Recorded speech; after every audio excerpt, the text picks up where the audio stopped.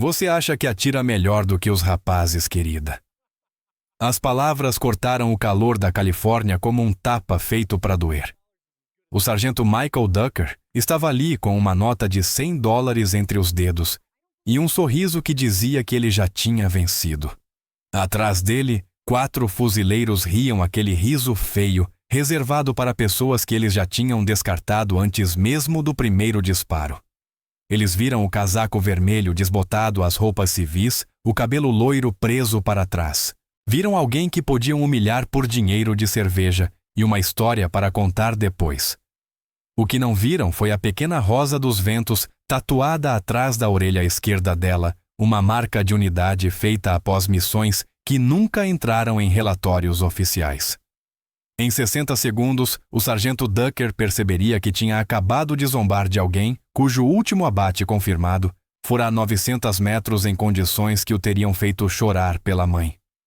E a pior parte, ela não ia explicar nada. Ela apenas iria mostrar.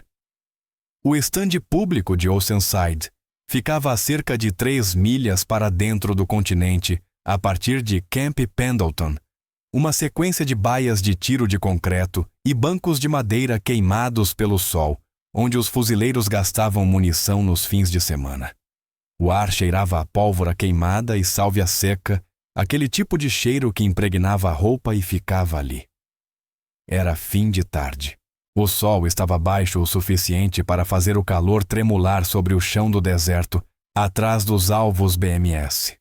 Lennox Harrov estava na baia 7 com as mãos nos bolsos do casaco, observando o grupo de fuzileiros na baia 5 gastar uma caixa inteira de munição 9mm com mais barulho do que precisão. Ela tinha 29 anos, cerca de 1,68 metros de altura, e se movia com a economia de alguém que passou anos carregando mochilas de 36 quilos por montanhas, onde um passo errado significava um tornozelo quebrado e uma longa espera por extração. O cabelo loiro estava preso em um rabo de cavalo simples e ela usava uma regata branca sob o casaco vermelho, jeans desbotados e botas de trilha que já tinham percorrido mais quilômetros do que a maioria dos carros. Nada nela gritava militar. Nada nela gritava perigo. Mas se alguém observasse tempo suficiente, notaria a forma como ela se mantinha em pé, peso bem distribuído, ombros soltos, olhos acompanhando os movimentos sem parecer esforço. Ela não se mexia sem necessidade. Não checava o celular. Ela simplesmente existia naquele espaço com uma imobilidade que fazia as pessoas desviarem o olhar, sem saber por quê. O sargento Michael Ducker foi o primeiro a notá-la. Tinha 31 anos, corpo sólido, e aquela confiança que vinha de ser instrutor de tiro com fuzil no centro de treinamento de recrutas do Corpo de Fuzileiros Navais, e de saber que era muito bom nisso. Passara 8 anos ensinando recrutas a atirar, conquistara o distintivo de especialista por 3 anos consecutivos e fazia questão de que todos soubessem disso. Ele a observava havia 10 minutos, especialmente a forma como ela manuseava a Glock 19, alugada que o oficial do estande lhe entregara, como se estivesse entediada com a arma. Se você está assistindo de qualquer lugar do mundo, obrigado por estar aqui. Se esta história atingir você como deveria, aperte o botão de inscrição. Essas histórias importam. Ducker inclinou-se em direção ao cabo Reis, de 21 anos recém-saído da escola de infantaria, e disse algo que fez Reis rir. Em seguida, Ducker se aproximou a nota de $100 já na mão, como um adereço que ele havia ensaiado usar. Lennox não levantou os olhos de imediato. Ela estava carregando o carregador, os dedos se movendo com eficiência mecânica. Checagem de câmara. Ferrolho à frente. Nenhum movimento desperdiçado. Quando finalmente olhou para Ducker, sua expressão não mudou. Nenhum sorriso, nenhuma irritação, apenas uma neutralidade que fez o sorriso dele vacilar por meio segundo antes de se recompor. Os dedos dela tocaram o ponto atrás da orelha esquerda. A rosa dos ventos era pequena, não maior que uma moeda, e a maioria das pessoas nunca a notava. Mas ela estava ali e significava algo que Ducker não tinha como compreender. Lennox Harrov Cresceu em uma casa de 2 quartos em Prescott, no Arizona, onde o pai lhe ensinou a atirar antes mesmo de ela aprender a andar de bicicleta. Ele era um veterano do Vietnã Infantaria do Exército, o tipo de homem que falava pouco, mas dizia tudo com as mãos. Quando Lennox tinha 7 anos, ele a levou ao deserto com uma Ruger 10-22 e uma caixa de munição, e disse que atirar não tinha a ver com a arma. Tinha a ver com respiração, com quietude, com tomar uma decisão e viver com ela. Ela errou os primeiros 30 disparos. O pai não a corrigiu. Apenas recarregou o carregador e devolveu para ela. Ao pôr do sol, ela acertou a lata a 50 jardas. Ele não a parabenizou. Apenas assentiu e disse: "Bom, agora faça de novo amanhã." Essa lição a acompanhou no ensino médio, passou pelo escritório do recrutador e chegou ao depósito de recrutas do Corpo de Fuzileiros Navais em San Diego, onde ela aprendeu que ser mulher nos fuzileiros significava provar seu valor 2 vezes mais para receber metade do reconhecimento. Ela concluiu o treinamento de infantaria em Camp Pendleton e, em seguida, insistiu em entrar na escola de atiradores de reconhecimento, sendo uma das primeiras mulheres autorizadas a tentar depois que a política de exclusão de combate foi suspensa. Ela tinha 22 anos quando conquistou a qualificação secundária, O3 Sven, uma conquista alcançada por apenas um punhado de mulheres. Depois veio a província de Helmand. Ela foi designada para o 2º Batalhão do 7º Regimento de Fuzileiros, integrado a um elemento de reconhecimento de força, operando no distrito de Sangin no fim de 2012. Seu observador era o sargento-chefe Cameron Brooks, um homem de 34 anos da Geórgia, que a tratava como uma irmã mais nova e nunca questionou sua capacidade. Eles passaram 6 meses naquele deserto, dormindo em turnos de 2 horas, rastreando alvos de alto valor, através de complexos que cheiravam a cabra e fumaça velha. Na noite em que Brooks morreu, eles forneciam cobertura para uma incursão contra o complexo de um comandante talibã. Lennox estava no fuzil M45 calibre 300 Winchester Magnum, varrendo os telhados enquanto a equipe de assalto avançava. Ela viu o atirador meio segundo tarde demais. Um insurgente com uma metralhadora PKM em um telhado a 180 metros a noroeste. Ela fez o disparo mirando no centro de massa. O homem caiu, mas já tinha conseguido disparar uma rajada. Brooks levou 3 tiros no peito. A placa balística deteve 2, mas o terceiro atravessou a abertura acima da gola. Lennox comunicou pelo rádio e aplicou pressão com as mãos que não paravam de tremer. Fez tudo o que o treinamento TCC tinha gravado nela: primeiro controlar a hemorragia maciça, tamponar a ferida curativo compressivo, checar as vias aéreas, monitorar a respiração. Mas a evacuação médica levou 9 minutos e Brooks perdeu todo o sangue em 6. Ele morreu olhando para ela, tentando dizer que não era culpa dela. Ela não acreditou naquela noite. Ainda não acredita. Depois de Helmand, Lennox fez mais uma missão no Afeganistão em 2014, acumulou mais mortes confirmadas do que se importava em contar e ganhou a tatuagem da Rosa dos Ventos, uma marca que a unidade passou a conceder a atiradores que participaram de operações que nunca entraram nos registros oficiais. Quando seu contrato terminou em 2016, ela deixou a corporação. Sem cerimônia, sem desfile, apenas um DD-214 e um fantasma que a seguia por toda parte. Mudou-se para a Califórnia, trabalhou como instrutora de armas de fogo para empresas de proteção executiva e tentou esquecer o som de Brooks sufocando no próprio sangue. Mas alguns sons não desaparecem, algumas dívidas nunca são pagas. O sargento Michael Ducker não era um homem mau. Era apenas alguém que passou toda a vida adulta ouvindo que era excepcional e começou a acreditar na própria propaganda. Cresceu em uma pequena cidade de Ohio, onde ser fuzileiro naval era a maior honra que um homem podia alcançar, e trabalhou incansavelmente para se tornar um dos principais instrutores de tiro do MCRD San Diego. Tinha uma pilha de distintivos de qualificação. Tinha o respeito dos colegas. Tinha uma reputação. E então, uma civil loira usando um casaco vermelho apareceu no estande de tiro do fim de semana dele, agindo como se pertencesse àquele lugar. Ducker caminhou até a baia 7 com a nota de $100 ainda entre os dedos, 4 fuzileiros atrás dele, como uma matilha. O cabo Hayes, o soldado de primeira classe Donnelly, o soldado Martinez e o soldado Chen, todos recém-formados na escola de infantaria, todos ansiosos para impressionar o antigo instrutor, todos jovens demais para saber quando ficar calados. Ducker parou a cerca de 1 metro de Lennox e inclinou a cabeça como se estivesse avaliando uma curiosidade. Disse que a observara aquecer e que parecia saber lidar com uma pistola. Disse que isso era impressionante para uma civil. Então ergueu a nota de $100 e fez a proposta: 5 tiros, 5 alvos. Se ela atirasse melhor do que ele, o dinheiro seria dela.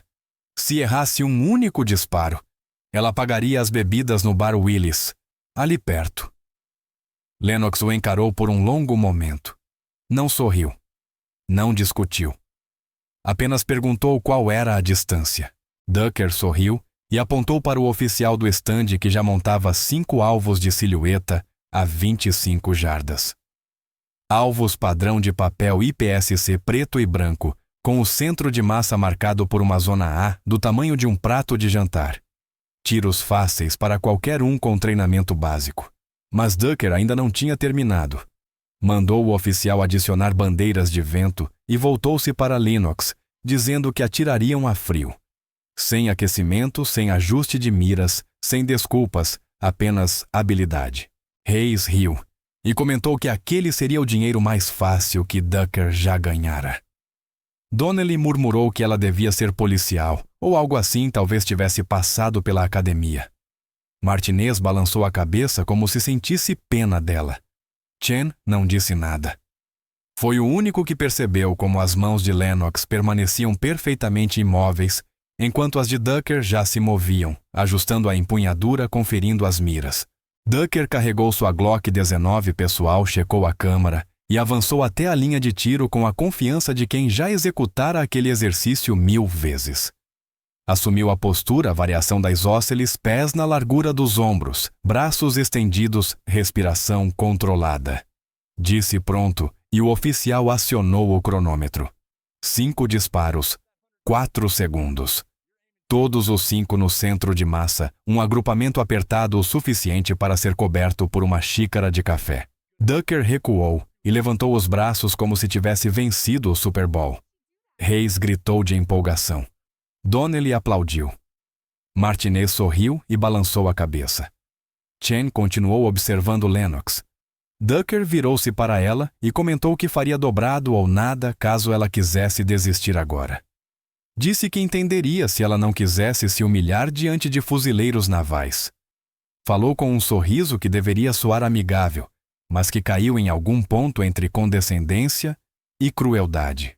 Lennox colocou a Glock alugada sobre a bancada, retirou o carregador, travou o ferrolho e confirmou visualmente a câmara vazia. Em seguida, recarregou com movimentos tão suaves que pareciam ensaiados. Avançou até a linha, endireitou os ombros e olhou para os alvos. O vento soprava de oeste para leste, a cerca de 8 milhas por hora. O sol estava atrás dela. A distância era insignificante. A arma estava zerada de fábrica. Ela olhou para Ducker e disse que estava pronta. A frequência cardíaca de Lennox era de 58 batimentos por minuto. Ela sabia disso porque aprendera a monitorá-la anos antes, do mesmo modo que algumas pessoas contam passos ou calorias. 58 era operacional. 58 era o número que ela mantivera em Helmand, quando Cameron Brooks estava sangrando em seus braços e o helicóptero ainda estava a 7 minutos de distância. Ela não olhou para Ducker. Olhou para os alvos. 5 silhuetas. 5 disparos. 5 chances de silenciar o ruído. Em sua mente, ela estava de volta a um telhado em Sanguin. O M4A5 pressionado contra o ombro. O retículo da luneta centrado em um homem que não sabia que tinha 4 segundos de vida restantes.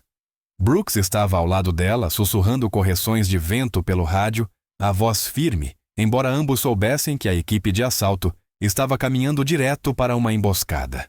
Ela se lembrou do vento empurrando o projétil da forma como ajustou sem pensar. Lembrou-se do rompimento do gatilho suave e deliberado. Lembrou-se do homem caindo. Lembrou-se da PKM abrindo fogo meio segundo depois. Lembrou-se de Brooks caindo. Lembrou-se do sangue dele parecendo preto sob a luz da lua. Lennox piscou os olhos. O telhado desapareceu. O estande voltou. Ducker ainda sorria. Hayes ainda ria. Donnelly e Martinez faziam apostas paralelas. Chen observava as mãos dela. Os dedos de Lennox tocaram a rosa dos ventos atrás da orelha. A tatuagem ardeu por uma semana depois de ser feita em uma tenda fora de Lashkar. E às vezes ela jurava ainda senti-la como se a agulha continuasse perfurando a pele. Aquilo deveria ser uma honra. Deveria ser um lembrete. Era uma promessa que ela fizera a Brooks na traseira de um helicóptero de evacuação médica, que cheirava a cobre e diesel. Ela lhe dissera que não desperdiçaria aquilo. Dissera que não deixaria pessoas como Ducker fazê-la se sentir pequena. Dissera que faria cada disparo valer a pena porque foi isso que ele a ensinou a fazer. Brooks não respondeu. Apenas olhou para ela com olhos que já estavam se apagando. E então ele se foi. Lennox respirou fundo, segurou. Soltou lentamente. A frequência cardíaca permaneceu em 58. As mãos permaneceram imóveis. O vento mudou, e ela ajustou a postura por cerca de 1 centímetro, sem pensar conscientemente. Memória muscular.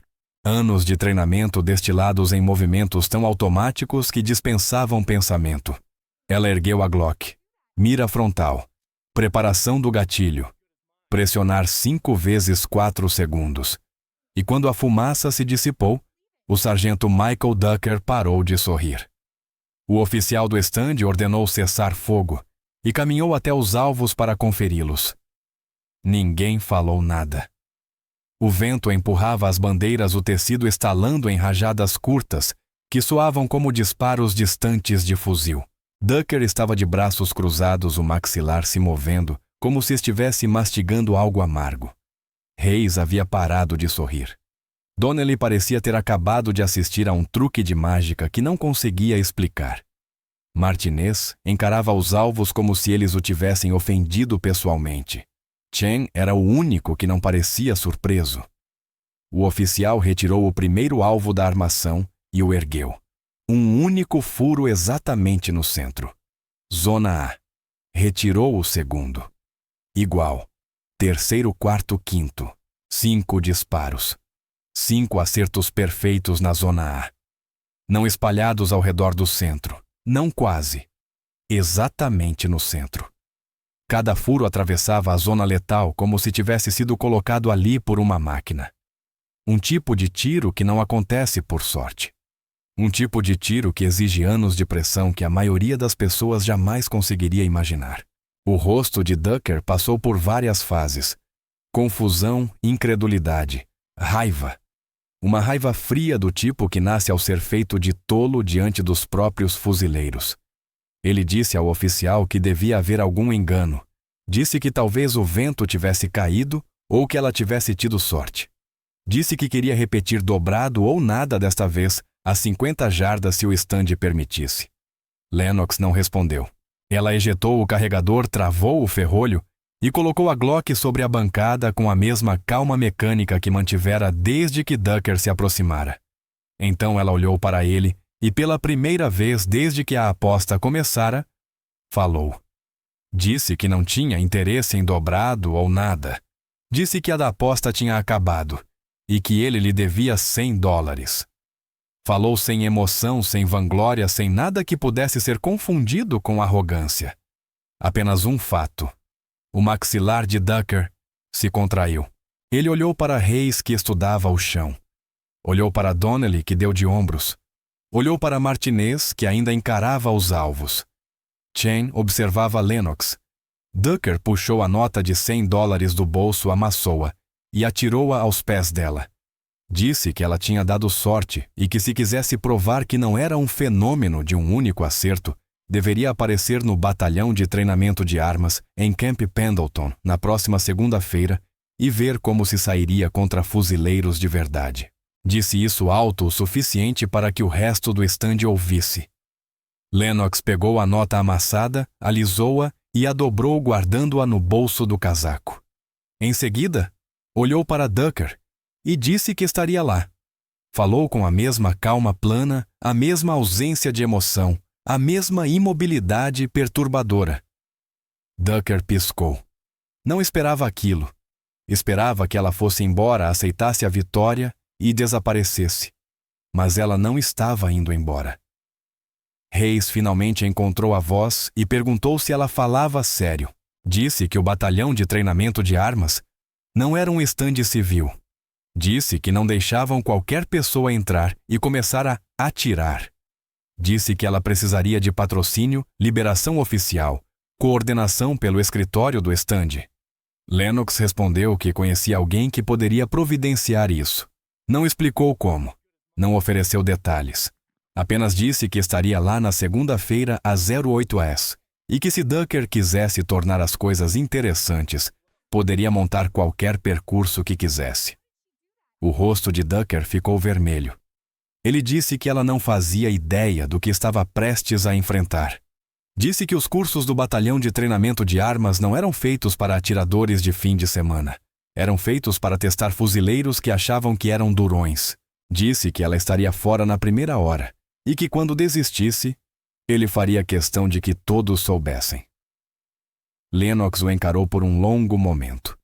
Então, os dedos dela tocaram mais uma vez a rosa dos ventos atrás da orelha, e ela se virou e caminhou em direção ao estacionamento sem dizer outra palavra. Chen a observou ir embora. Depois olhou para Ducker e disse algo em voz baixa que ninguém mais ouviu. O rosto de Ducker passou do vermelho ao pálido em cerca de 3 segundos. Mas a essa altura, Lennox já tinha ido embora, e o sol começava a se pôr sobre o Pacífico, pintando o céu da cor de sangue antigo. A manhã de segunda-feira chegou com a neblina avançando do oceano espessa o suficiente para reduzir a visibilidade a 50 metros.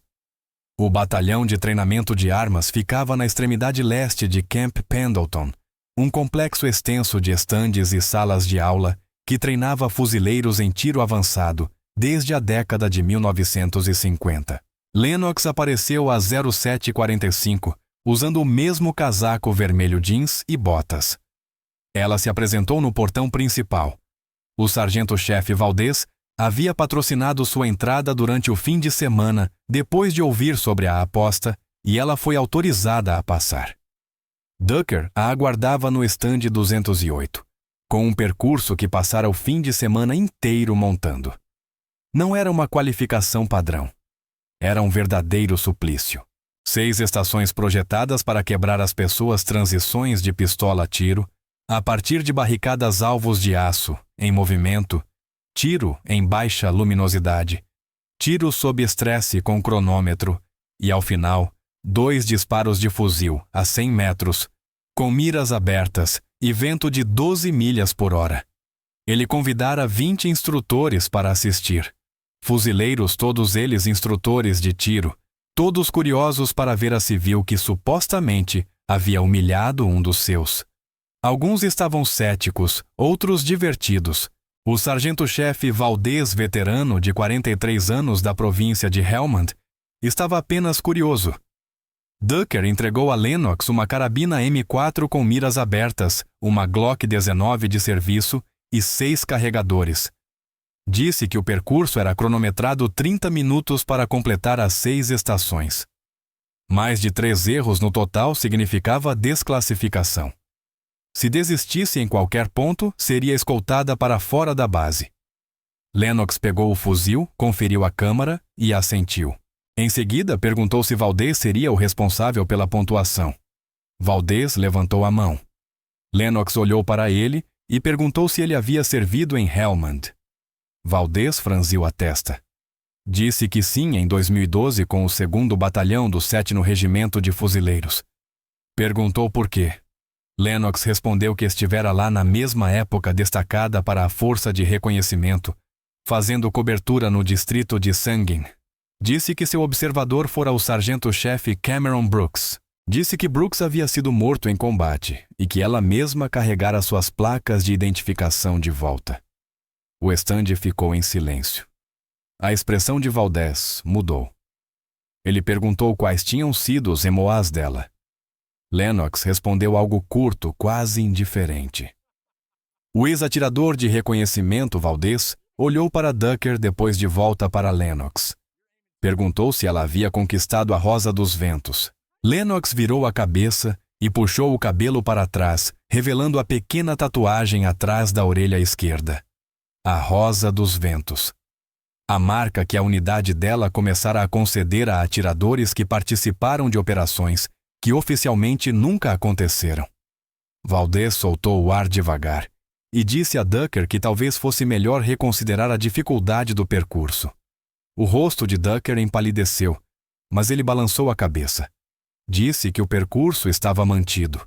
Disse que se ela fosse tão boa quanto afirmava, não teria problema algum. Lennox avançou para a primeira estação.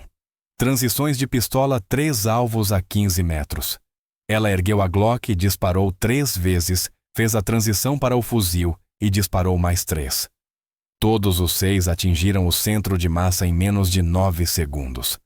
Estação 2 tiro a partir de barricada. 4 alvos a 25 metros a partir de cobertura. Ela se moveu como água, cada disparo deliberado, cada transição eficiente.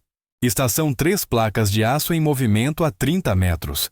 Ela as acompanhou, fez a correção de avanço e derrubou uma a uma em menos de 11 segundos. Na estação 4, os instrutores já tinham parado de falar.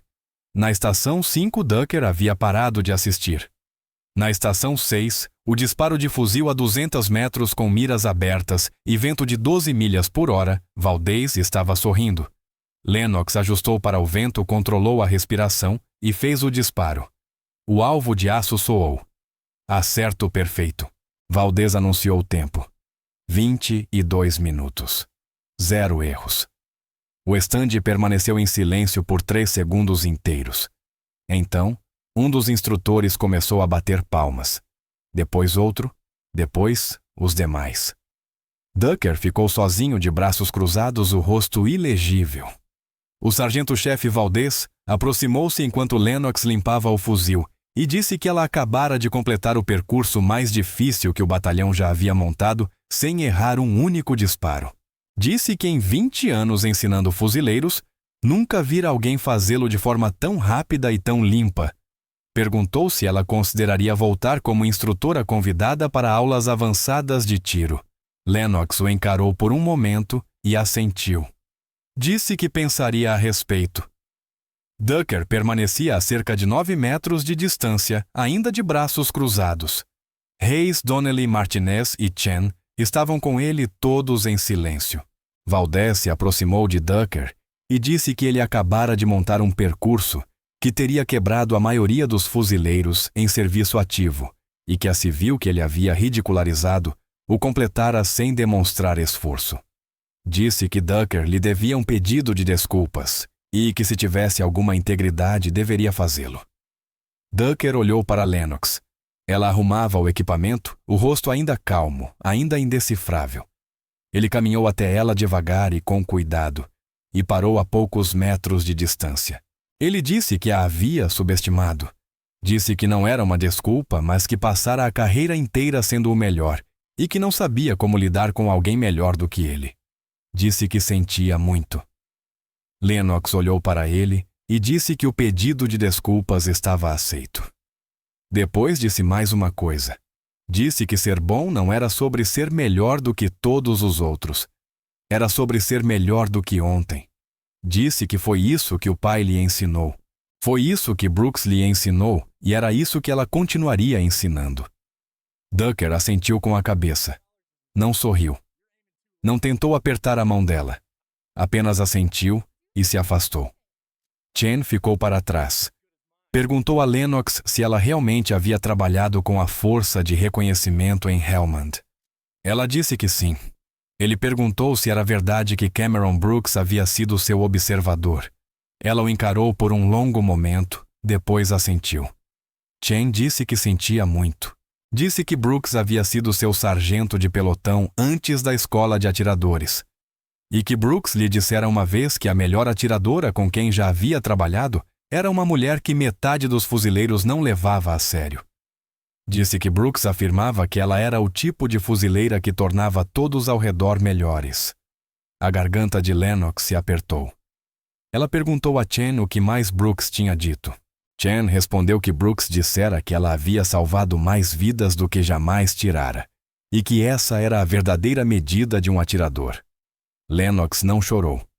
Apenas assentiu, tocou a rosa dos ventos atrás da orelha uma última vez e caminhou em direção ao estacionamento. A neblina começava a se dissipar. O sol surgia entre as nuvens e pela primeira vez em anos o peso parecia um pouco mais leve.